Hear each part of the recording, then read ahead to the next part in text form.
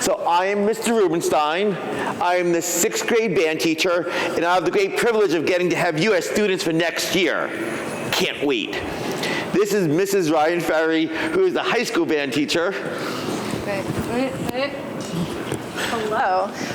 So I'm Mrs. Ryan Ferry, as he said. I'm up here at BHS, and I am hoping that if you keep playing for 3 more years, you should do it, then you get me for 4 years. So like, I don't know. It could be good. That's what I'm saying. Yeah. We actually have 2 band teachers at Roundabout. I strictly teach just 6th grade, and we have another teacher that teaches 7th and 8th grade. His name is Mr. Kowalski. So the 6th graders perform as 1 band, and the 7th and 8th graders perform as 1 band, and currently the high school, 9 through 12, perform as 1 whole band. Cool? Cool. Okay, so we're actually in Tambora right now, so if we can all check out Tambora, we're going to fool around with this a bit more. And let's take it back from the beginning. And if you just came in, we're talking about tempos, the speed we're going, and make sure you're watching the conductor to make sure we're locked into my tempo. Percussion, we all good back there?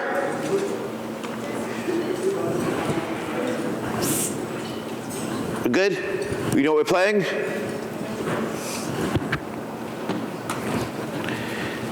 Here we go. From the beginning, let's see what happens. Again, not too fast, trumpeters, percussion, make sure we lock it in my tempos. 3 and 4 and 1, 2 and 3 and 4 and 1.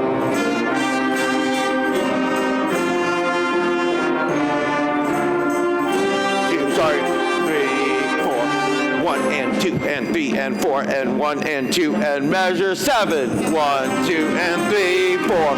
1, 2 and 3, 4. 1, 2. 1, 2, 3.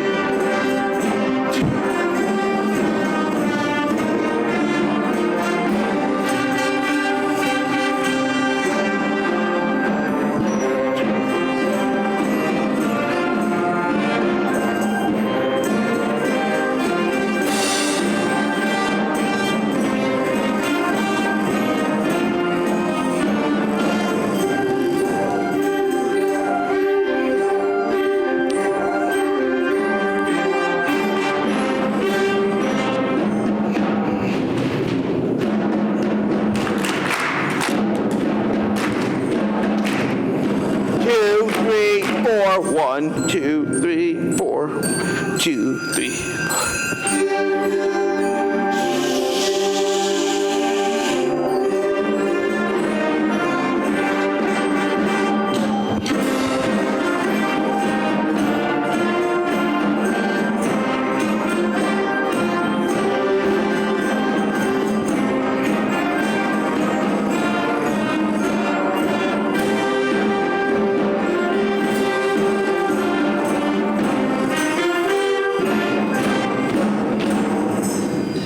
So one thing absolutely amazing about having this many students on stage is that really big sound. So with the 5th graders, they're used to these small bands, maybe 15, 20 students. But not only do we have about 100 kids on stage right now, probably more than that, but we have a lot wider range of instruments, and we're going to talk about these instruments in a couple minutes. But just quickly going around the room, we have some French horns. French horns, hold those things up. Piper, thank you. So some French horns. We also have some bass clarinets. We have a bari sax, Leo. We have a tenor saxophone. We have altos. We have a piccolo, which is a small flute. And we have a whole bunch of percussion. So with all these different sounds, it opens up all this, the band sound quite a bit. Wait for the altos to get seated.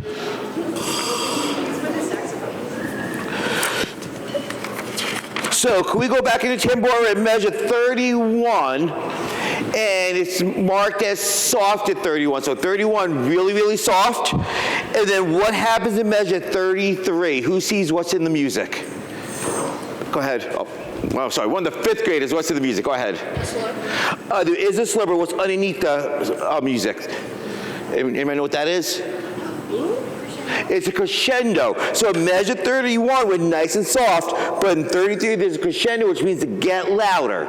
So let's see if we can get these dynamics. So starting soft and building it up. And if you're ever not sure about the dynamics, if you watch the conducting, I conduct those dynamics also, the soft and the louds. So here we go, measure 31, keeping it nice and soft. 31, 1 and 2 and 31. 2, 3, 4, 1, 2, 3. 2, 3, 4, 1, 2, and 3.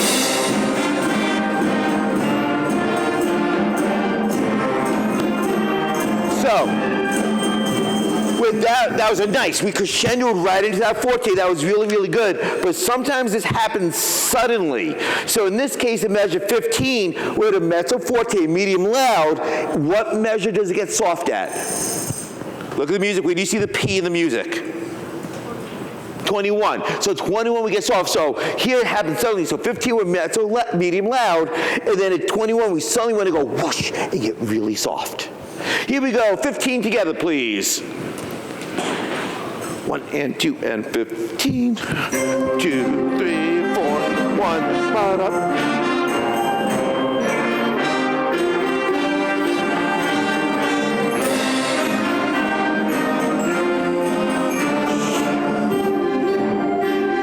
But we want that even softer. So right there, 21, as soft as you can play. 21, clarinets and flutes come really down, really soft. 21, super soft. 1, 2, 21. 1, 2, 3, 4. 2, 3, 1, 2. Good. So everybody, back to 15. 15, everybody. 1, 15, 1, 2, and 15. 2, 3, 4.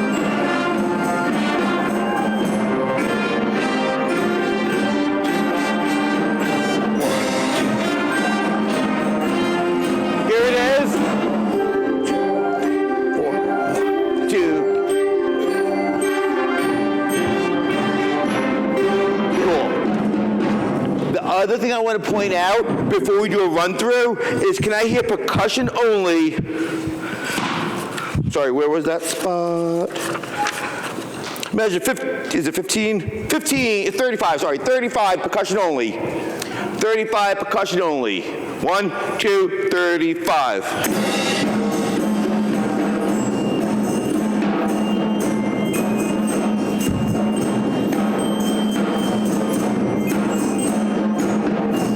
Ah, there it is. Okay. So, what's neat about middle school with percussion is we have a lot more equipment. What you cannot see from where you are is over behind the bass drum or the timpani. And when the high school kids play for us, they get to use that along with the bass drum, snare drums. Who has the vibra slap back there?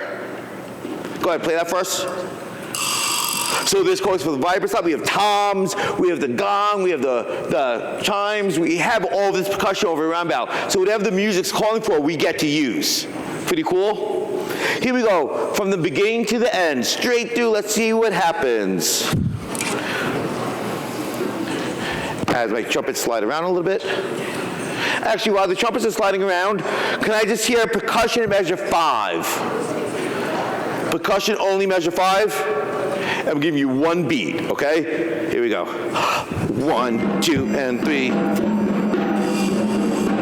So the trick to getting that tempo change is breathing. So I'm breathing the tempo. 1, 2, and 3, 4. So try it again, percussion, measure 15, measure 5. Measure 5. 1, 2, 3, 4, and cool. Here we go, everybody to the beginning. Straight through, let's see what happens like it's a concert. Nobody saw that, don't worry.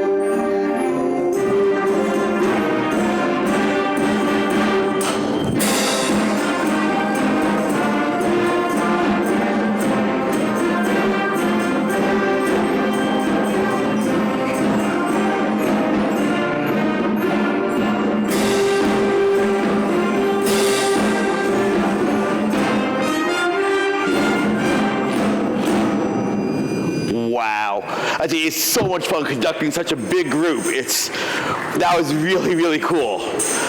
I'm going to turn it over to Miss Ryan. So we're going to take out the Greatest Showman. So as Miss Ryan works her way over, the high school students are going to perform for us. And what we're going to do is we're going to watch the high schoolers perform. Now, when you see their music, don't get scared. Their music looks really, really crazy hard.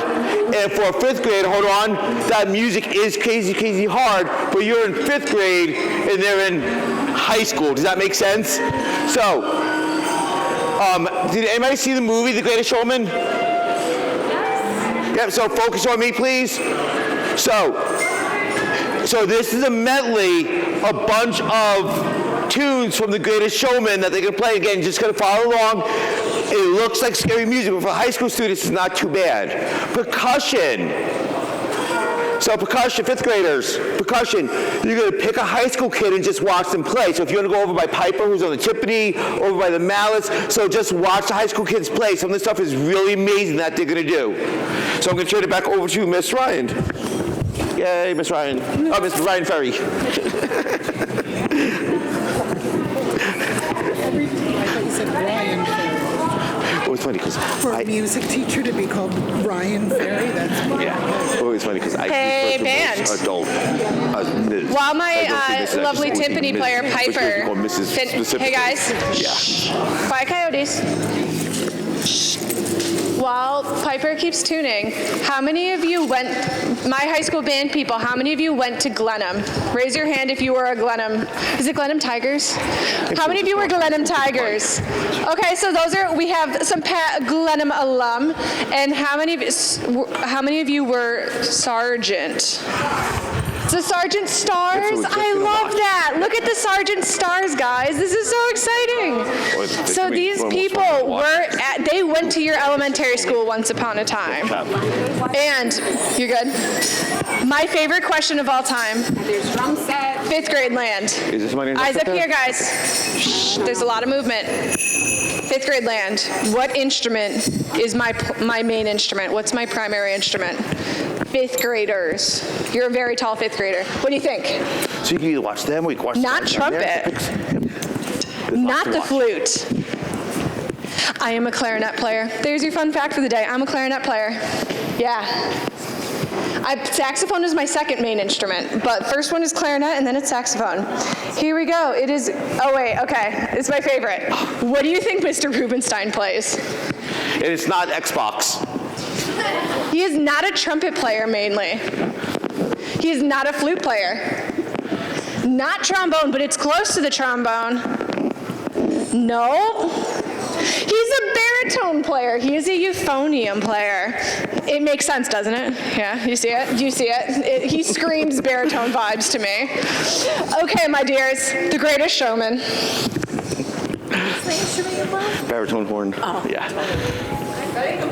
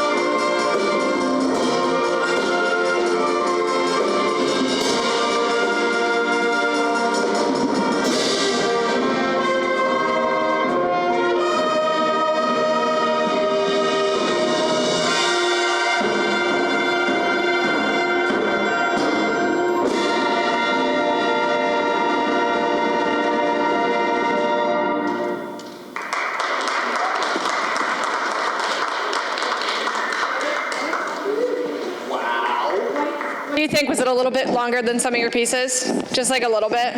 This much? How many of you had a small heart attack when you saw the second page?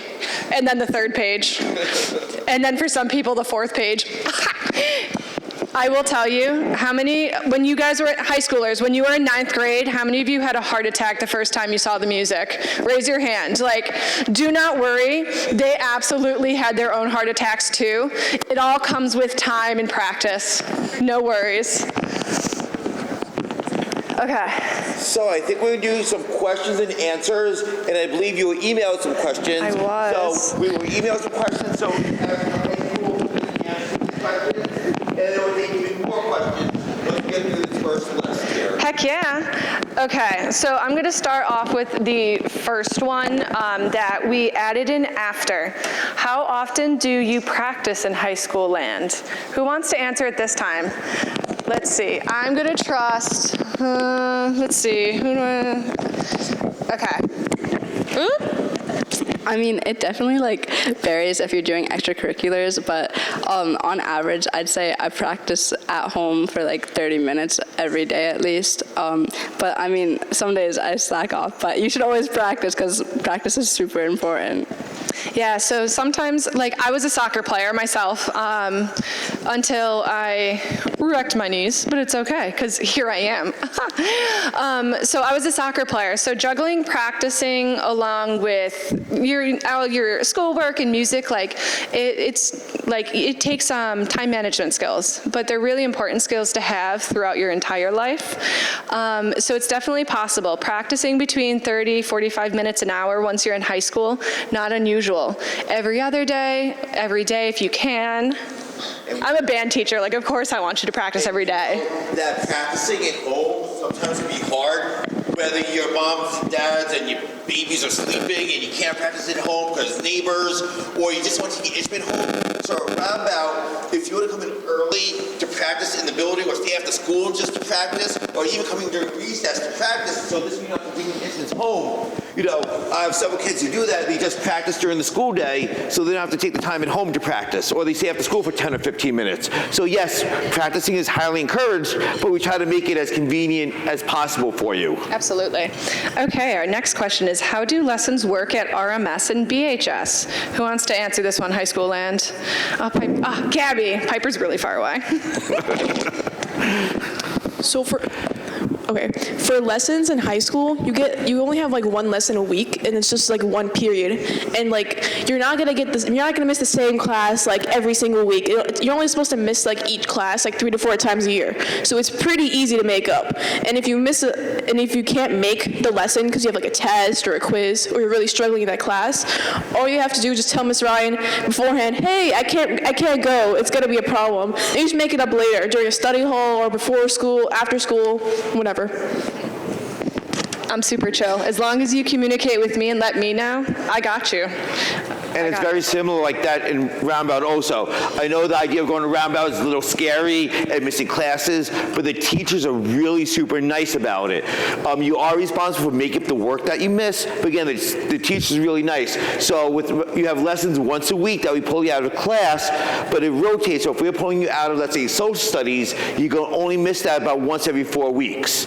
And again, if you have a test in class and you need to stay in class, just communicate and tell me, I have a test, you stay in class.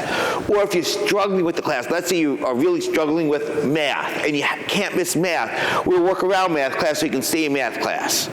Okay, I know it's a little scary, but this works really, really well. We've been doing this for a long time, and obviously, if you look around, it does work. Mm-hmm. And so the question, do you miss class time? You miss class time about once a week when you come to your lesson, and then you just make it up. So how about the work you miss? Who wants to answer this one? How about the work? Someone different. Katie, I'll come to you next, Piper. So if you have a band lesson, you go to your class and you tell your teacher and you ask what work you're going to miss, and then hopefully they'll tell you, and then you just make up the work and turn it in when it's due. It's super simple. It's almost like you just, whatever classwork, you'll probably turn it in the next day or the other, every other day, depending on what class it is, and you turn in the homework. If you have a question, a lot of the teachers have after school time, and they're really chill about helping you and letting you make it up. Is it hard to keep up with the band and schoolwork? There you go, Piper. Thanks. I mean, for some, it depends on the class you're taking, but most of the time it's really not because it's just one period. As long as you make it up, you'll be fine. Yeah, so again, it's all about that time management, and I will tell you, throughout your entire life, time management's super important.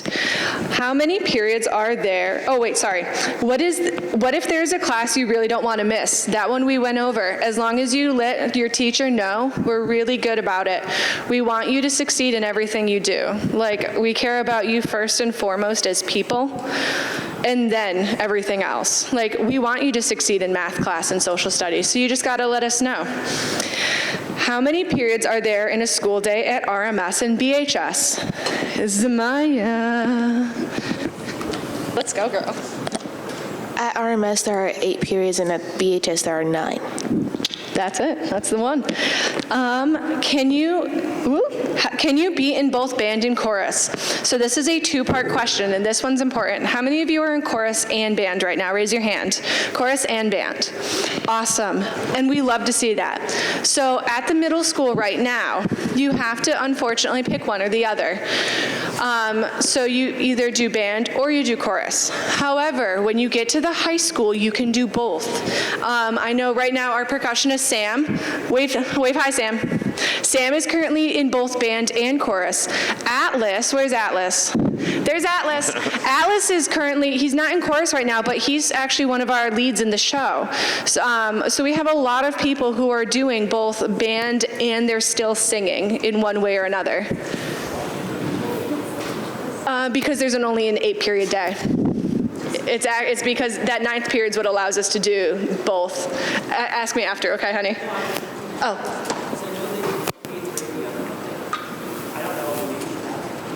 They're funny about it. We'll talk about it later. I'll tell you.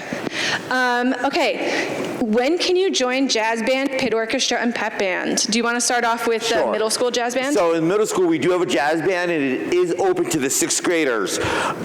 Most of the students are 7th and 8th graders. So when a 6th grade student wants to play jazz band, I say, here's the music. And if you look at the music and say, I can do this, then come and join us. And sometimes the 6th graders go, I can't play this right now. But then after the winter concert around January, they look again and go, yeah, I can do this, and then they join us. So it's at your own level. So when you're ready to join us and you're ready for that music, then you absolutely can join us. We also do parades in the middle school. So the 7th and 8th graders do march in the Spirit of Beacon Day Parade. They just marched this past Saturday in the St. Patrick's Day Parade. So they also do marching band a little bit, and they do parades.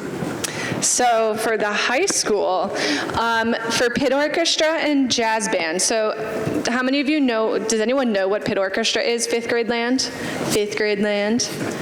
What is it, honey? Yep, there's some string instruments. It's actually, so this year, Beacon Players is performing Phantom of the Opera. So we actually perform the music. It's literally, this area in front of the stage is called the Pit. Down there. And we are the group that plays all of the music for the show. So last year, we had students play Les Mis. This year, they're playing Phantom.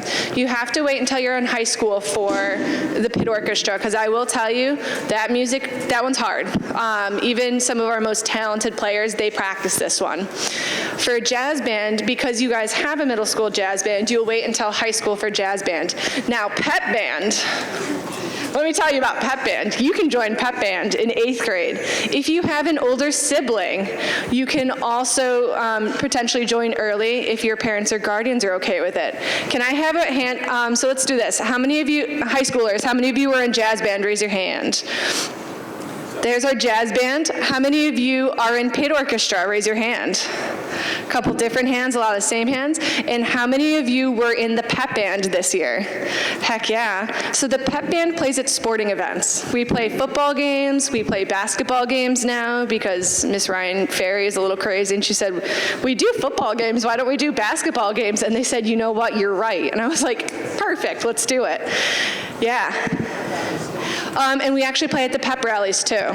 So that is the questions we have. Does anyone have any new questions for us that they want to ask? Anyone, fifth grade land, any questions you have for us? Oh, over here. Oh, yeah, honey.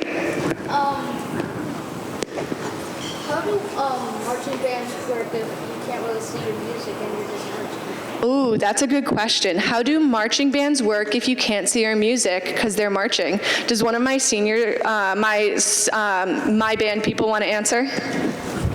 You have to memorize the music. We memorize our music because guess what happens when you bring paper out and it starts raining on parade day? That paper you can't read it too well once it's soaking wet. So we actually memorize our music. It's something we work on during band, and it's something that you practice at home. How many of you thought it was easier than you thought it was going to be to memorize the music? And it's actually, because I have really good ways of teaching marching band, it's actually easier than you think. I'll give you that one. That is one that it sounds really hard. It's not terrible. Other questions? That was a really good one. Yeah, honey?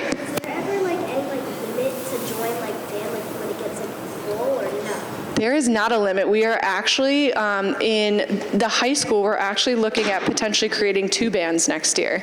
So because our band got so big, I'll just make another band because I'm that crazy band lady, man. So there's no limit. Now, the magic things are, when you get to this middle school is when you start, if you want to play one of the bigger instruments, and I'll show you the tuba in a minute, because my tuba player is actually working our lights and sound today. Wave hi, Kiara. Hey, there's Kiara. Hi, Kiara. So I'll play some tuba for you, but you can start switching your instrument potentially based on what the middle school needs, and Mr. Rubenstein can talk about that a little bit. So one of the big questions is, can I switch instruments? And when you ask me now, or in June, my answer is always the same, and that is maybe. There's certain instruments that we do switch kids to. So for example, my clarinets, we will always need one or maybe 2 of you to switch to the bass clarinet, which are right there. And they're very similar to what you have in your hands, they're just bigger. With my alto saxophones, we will probably ask one of you if you want to switch to the tenor saxophone, which is that one right there, and it's also very similar. And with the Barry sax, we normally have one of the 7th graders or 8th graders play that one. So 6th graders, we normally wait just because we only have one of them. As far as a flute player switching to clarinet or trumpet switching to something else, it's a maybe, because I have to look at the numbers I have. Because if I have a band that's made up of, let's say, a ton of clarinets and a few trumpets and a few flutes and a few trombones, I can't really switch to the clarinet because we have too many. So it's always a maybe. I want to see the numbers we have. We could always use more trombones and more baritones, and always looking to switch somebody to tuba. So it all depends on the numbers that we have switching. And the 2 instruments that one of them you can switch to in middle school, the other one you have to wait until high school, are the oboe and the bassoon.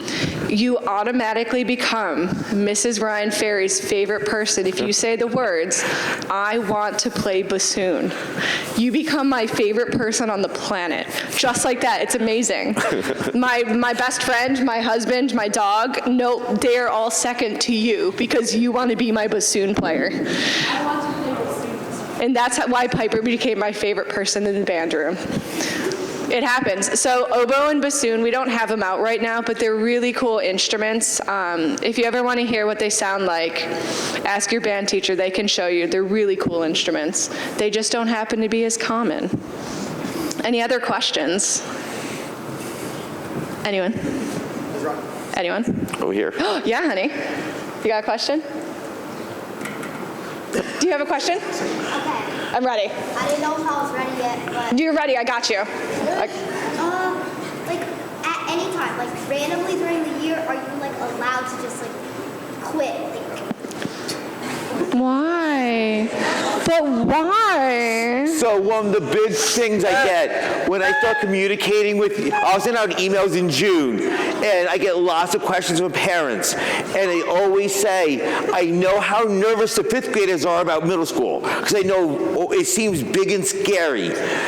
It's not that bad. I always say, if you really worry about band, try it out. Give me 5 weeks, maybe 10 weeks, give me the first quarter. And if it's really not working, which is very unusual, then yes, if you join band and if it's really not working for you, yeah, you can leave the band program. But in most cases, it does work out well. If you're nervous about it, just give it a try and see how it works. And again, it almost always works out really, really nicely. And I want to add on to that, and then I'll get to your question. The band room is a special place. For some reason, it's one of those places we're all really comfortable, and it feels kind of like a family. For high school band world, how many of you feel like the band is one of your comfortable places in the high school? Like, if we're honest, 90% of the band, like, it's a safe spot. It's somewhere where you can just be you, and everyone's gonna love you and accept you. Like, truly. Ask them. I tell them every day how much I love them. Like, as a teacher to a student, like, I tell them I love them all the time. Like, I love you too. Like, I do. I'm sorry. I know, but it's like a teacher to a student. Like, unless you're Gabby, then I do not. No, but like, genuinely, we all really care about each other, and it's a really nice, safe spot for everybody. So, okay, you had a question, my dear. What happens if you forget your instrument, honestly? Do you want to talk about sixth grade world? The same thing that probably happens in fifth grade world. On band lesson day, you still come to your band lesson because making sounds is important, but also learning how to read the music, going over notes and fingering along is what we do. So yeah, you may lose a one little tiny point, which doesn't really affect your grade unless it happens a lot. But one time it doesn't affect your grade, but you sit there and you kind of go through the music, and we learn the music without the instrument. So it happens. How many of you have ever forgotten your instrument, high school kids? Yeah, it happens to everybody sooner or later. Absolutely. Okay?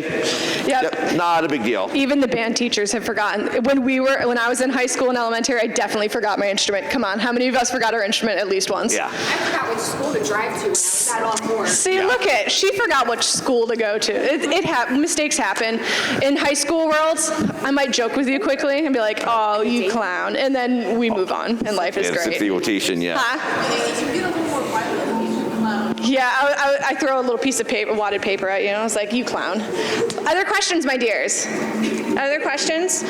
Yeah. Do you get to, like, for some songs, you get solos or get So the question is, for some songs, do you have solos or do you pick if you have solos? So in high school world, what I do is I have everyone seated by their age and then their strength on the instrument. Like, if they work really hard, they can play more because they practice. If they don't work as hard, they might not have as hard music. So like in this case, Rachel had a solo. Rachel is my senior flute player, and she works really, really hard. So she earned her spot with that solo.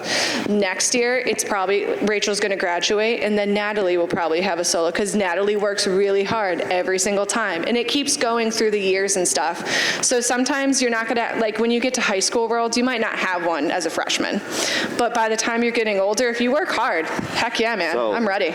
Normally we don't do the solos with the sixth grade music, more advanced music does, but I know the 7th and 8th grade band, the piece they're doing right now has some trumpet solos in it, and the trumpets that wanted to do it, he actually had them play it in audition for it. And I know with one of them, even though it was 7th and 8th grade, that a 7th grader got the solo over one of the 8th graders in the one spot there. So it all depends on the situation. Yeah, completely. Other questions? We have time for another like one or two. You got a question, honey? Is that Kylie? Stop picking on him. He's known him since he was born. He's teasing him. Anyone else have a question, my dears? Yeah, honey. How come the saxophones over there kind of look like, the clarinets look like saxophones? Oh, how come the bass clarinets looks like saxophones? Because it's a different instrument. What happens is the bass clarinet sounds lower. So when an instrument sounds lower, it gets bigger. So in order to make it big enough so it sounds, they had to make it curve like a saxophone. And that way it can sound as low as it does.